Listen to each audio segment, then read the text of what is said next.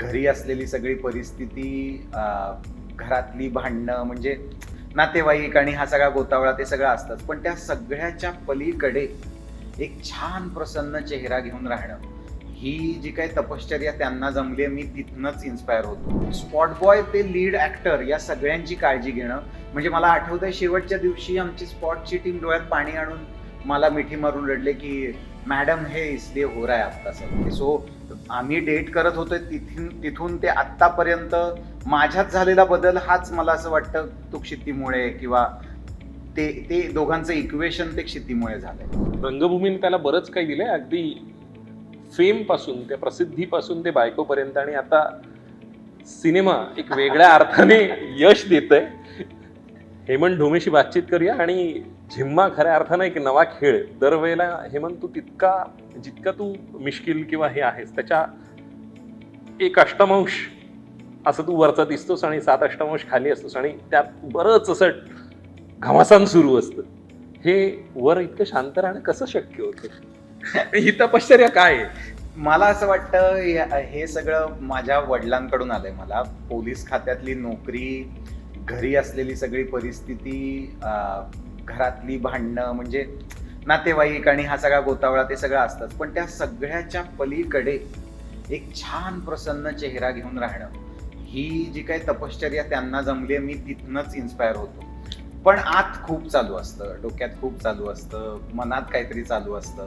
But मला असं वाटतं ते सगळ्यांचंच चालू असतं. आपण थोड्याफार प्रमाणात ते बॅलन्स करायचा प्रयत्न करत असतो की जे आज पोटात येते ओठात नको आणायला दरवेळेला. पण त्याच पद्धतीची क्षिती आहे. जे पोटात आहे तेच ओठात आहे, जे मनात आहे तेच ओठात आहे. म्हणजे अगदी तिचे बाबाही असतील किंवा ती असेल, अशा वेळेला तालमीनं भेटलेली क्षिती ते आतापर्यंतची निर्माती क्षिती, असा प्रवास काय कशा अर्थानं पाहतोस, आणि तुला खरंच जो आरसा ती दाखवते त्या सगळ्याबद्दल तू सांगावं असं मला वाटतं. प्रचंड मदत होते तिची, आणि तिचं हे जे थेट बोलणं आहे त्यामुळे माझी बार्गेनिंग पॉवर वाढते. प्रत्येक ठिकाणी प्रत्येक वेळी प्रचंड क्लॅरिटीने ती बोलते. मनात काही नाही, नंतर डिस्कस करू हे तर प्रश्नच राहत नाही. आता आपण सुरू तर करू, नंतर बोलू वगैरे असं नाहीच, आधीच clarity. In terms of casting असेल, मग HODशी डील करणं असेल, या सगळ्यामध्ये ती इतकी प्रचंड क्लॅरिटी ठेवते. बरं, त्यातही तिच्याकडे जरी स्पष्ट असली ती, तरी सुद्धा खूप आपलेपण आहे तिच्यात. तिला खूप माणसं धरून ठेवण्याची, माझ्यापेक्षा जास्त तिला त्याची आवड आहे. म्हणजे मी तर लोकांशी फार डिस्कनेक्टेड असतो का माहीत नाही, आहे आता तसा स्वभाव. मला मित्रही असं म्हणतात की अरे 2 वर्षापूर्वी बोललो होतो आपण, तर मला असं होतं हो रे. सो हे क्षितीच नाहीये, ती रेग्युलरली टचमध्ये असते, अपडेटेड असते. रेग्युलर म्हणजे खऱ्या अर्थाने तुझे म्हणतोयस ना, हा रुया कट्ट्याचा एक गुण आहे, लक्षात घे. Correct, तू correct. त्या नाक्यावर असणं गरजेचं होतं. करेक्ट तोच गुण आहे. आणि सगळ्यांची काळजी, सगळ्यांची विचारपूस, घरच्यासारखं वातावरण. आता आम्ही 3रा सिनेमा मिळून प्रोड्यूस केला आणि प्रचंड मदत होते. म्हणजे बॅकएंडला ती आहे. तर मला आता परदेशात जायचं आहे, तर विजा, तिकीट, लोक कसे जाणार आहेत, किती बॅगा जाणार आहेत, काय होणार आहे, या सगळ्यात पडावंच लागत नाही, कारण ती इतक्या लीलया सांभाळते. आता तिला ते आलंय बहुधा. आणि माणसं हँडल करणं, आणि शिवाय स्पॉट बॉय ते लीड ॲक्टर या सगळ्यांची काळजी घेणं. म्हणजे मला आठवतंय शेवटच्या दिवशी आमची स्पॉटची टीम डोळ्यात पाणी आणून मला मिठी मारून रडले की मॅडम हे इसलिए हो रहा है आपका सब.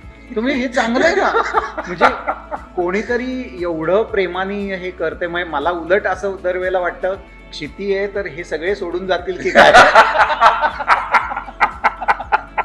पण ते सगळे तिच्यामुळे धरून आहेत.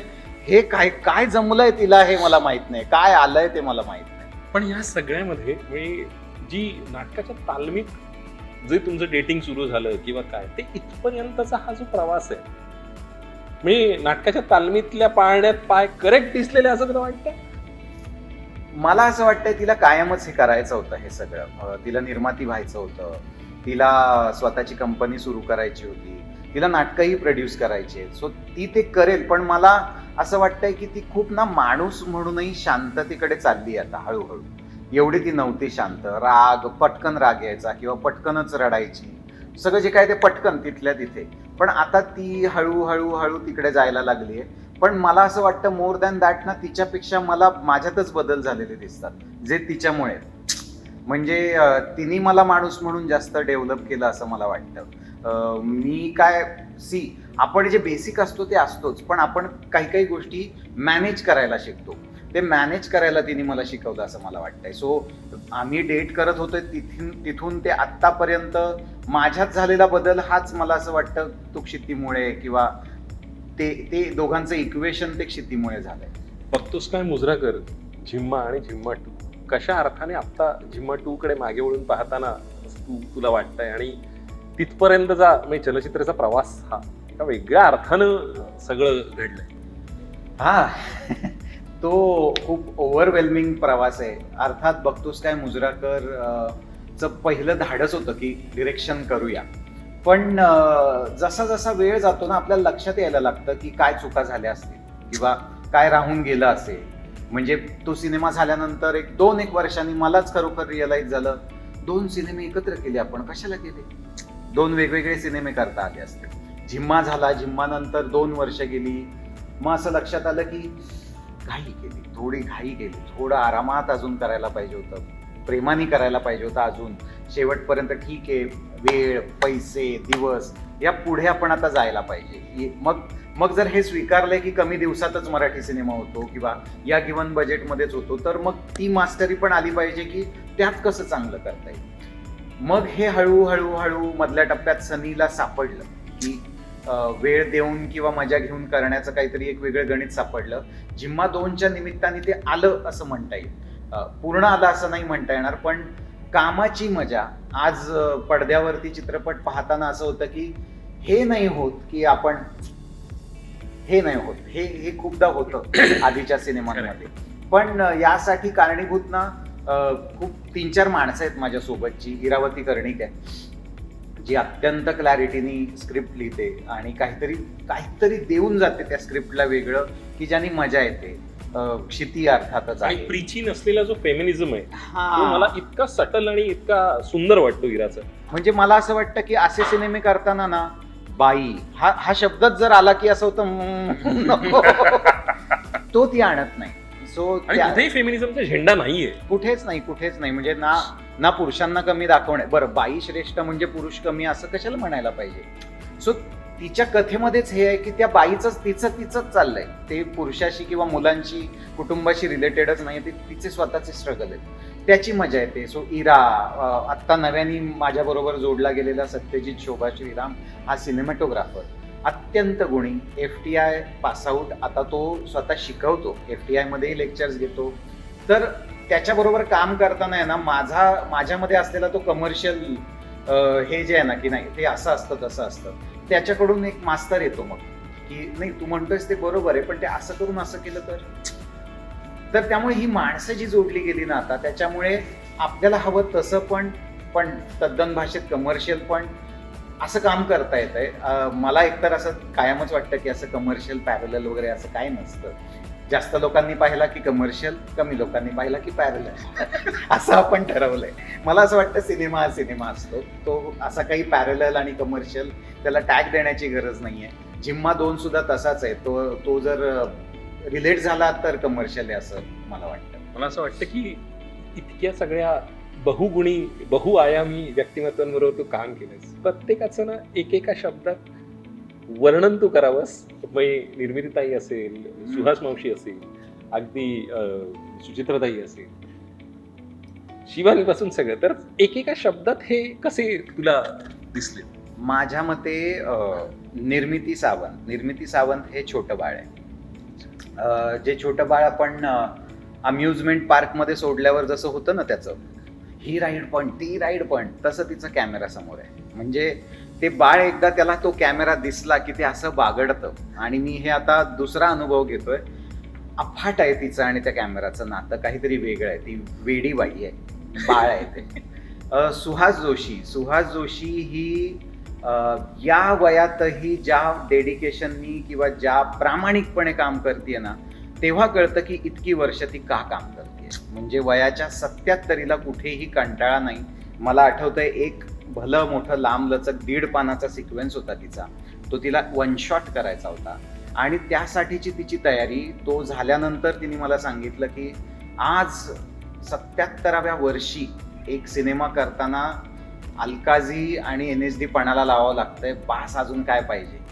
म्हणजे हा आनंद आपण म्हणलं असतं जरा घेऊया 4 टेक, जरा शॉर्ट डिव्हिजन कर ना यार, एवढे कशाला सलग बोलायला पाहिजे. पण हे नाही आहे.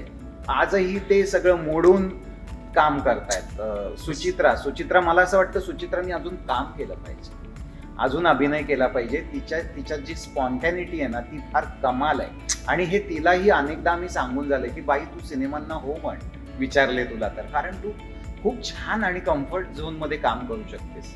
क्षिती मला असं वाटतं की न बोलता खूप गोष्टी आता तिच्याकडनं अभिनेत्री म्हणून व्हायला लागल्यात. एक समज म्हणजे ती गुणी अभिनेत्री होतीच, पण त्याच्या पुढची समज काहीतरी तिला सापडली आहे मधल्या काळात. आणि मला आठवतंय जिम्मा 2 करताना मी त्याला कसं अप्रोच करायचं असं तिने मला एकदा, आम्ही घरी दोघंच जेवत होतो तेव्हा विचारलं, तुझ्या डोक्यात कसं वाटतंय, काय अप्रोच करायचं. मग मी तिला सांगितलं इथे इथे ती हसायला पाहिजे, इथे इथे अशी हसायला पाहिजे, असं मला वाटतंय, तुला काय वाटतंय. तर ती म्हणाली 2 मिनिटं द्या. तिने स्क्रिप्टवर ते लिहून घेतलं तिच्या. आणि मला पुन्हा सांगावंच लागलं नाही. म्हणजे शूटिंगला हक्कानी, म्हणजे कधी क्षिती तुझा शॉट लावतोय पटकन, आता लाईट चाललाय, तर तो होतो, कारण म्हणून तो लावलाय, तो कॉन्फिडन्स. तो म्हणून लावलाय. शिवानी प्रचंड हार्डवर्किंग. तिने या चित्रपटासाठी, या भूमिकेसाठी जेवढी मेहनत घेतली आहे तेवढी खरंच कोणी घेतली नाही. या संपूर्ण टीम मध्ये एवढी मेहनत कोणी घेतली नसेल. म्हणजे सकाळी 9ची शिफ्ट आहे, पण 6 वाजता माझ्या रूम बाहेर येऊन क्षितीशी पण गप्पा मार, माझ्याशी पण गप्पा मार, मला असं वाटतंय. कधी कधी ओरडा खाल्लाय की जा तू आता, 2 वाक्य आहेत त्या सीन मध्ये, आता इथे काही अभ्यास वगैरे करायची गरज नाही. सिद्धू मला असं वाटतं सिद्धू मध्ये जे प्रेम आहे ना, त्याच्या पर्सनॅलिटीमध्ये जे प्रेम आणि आपलेपण आहे ना, तो त्याच्या कामात रिफ्लेक्ट होतो. सख्खा शेजारी. आणि सिद्धूचं पण मला असं वाटतंय ऍट धिस एज काहीतरी सापडलं. इथपर्यंत तो काम छानच करत होता, पण आता काहीतरी गिअर शिफ्ट झालाय. कारण मी गेली 2-3 त्याची कामं बघतोय ना, त्याच्यात प्रचंड वेगळी समज आहे. ती वयातनं आली आहे, ती त्यांनी काहीतरी ठरवलं की आता आपण असा अप्रोच करायचंय, माहित नाही. पण जिम्मा 2 मध्ये आम्ही तू बघशील ना तर वेगळा सिद्धार्थ, असा कमालीचा ईज आणि प्रसन्नता असलेला. आणि तुझ्या त्या कॅरेक्टरचं जे नाव तू किंवा ह्याने जे दिलंय ते इतकं गोड आहे आणि तसाच तो वाटतोय. सायली पुन्हा हक्क, म्हणजे आपण म्हणूया हक्कानी कधीही कुठेही माझ्यासाठी उभी राहणारी माझी मैत्रीण आहे. तिला कधीही असं जर म्हणलं की बरं, ती कधी विचारत नाही काय रोल आहे, काय स्क्रिप्ट आहे.